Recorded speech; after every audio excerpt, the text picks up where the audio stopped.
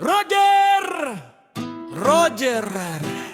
142, mga 41, Manila to any point of Luzon. Naririnig nyo ba ako?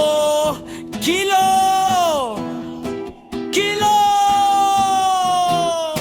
Hawak kang manibela, matay na sa kalsada, pero ang tenga lagi nakatutok sa frequency ng radyo, diba? Para iwas sa aberya, lalo na sa 95, para ang hanabuhay natin laging smooth at alive. Kapag may Sierra Lima, hinto muna at mag-abang. Sa Oscar papadahan-dahan lang ang gapang. Ito ang aming call sign, aming sikretong wika. Parang mga tango, hindi agad makahalata. Lalo na ang 95, pati na ang tatlong letra. Diskarte sa kalsada, dito mo makikita. 41, ingat-ingat sa bawat pasada. Kapag may 87 na dumaan, huwag masyadong lilingon. Baka ang alpha mo sa bahay magkaroon ng hamon. Mahirap na maibato ang kwento mo sa iyong puta. Baka ang harmonic mo magtampo at lumuha. Kaya kung may lakat na maloko, huwag masyadong maenggay. Baka ma-74 ang uwi mo, laging matamlay.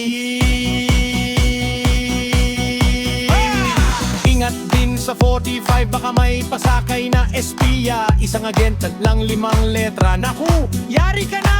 Huli ka! 41, huwag kang masyadong kampante. Baka ang lisensya mo maging palamute na lang sa Dante.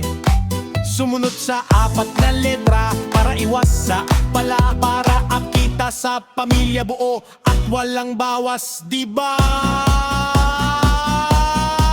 Pero itong si driver, paghawak ng radyo ay wagas. Puro estorya, helaway ay tumatalsik ng malakas. Bula-bula na ang bibig, tawa pa ng tawa. Yung ibang kasamahan na iinis na tulala. Paano kung may 95, hindi na matento? Dahil sa daldal mo, lahat tayo'y makukonfuse dito. Gamitin ang radyo sa tama, wag lang sa daldalan. Para sa kaligtasan nating lahat sa lansangan. Sige na, 41, ituloy na ang pasada. 142 sa inyo, ingat sa bawat kalsada. Roger, Kilo, out!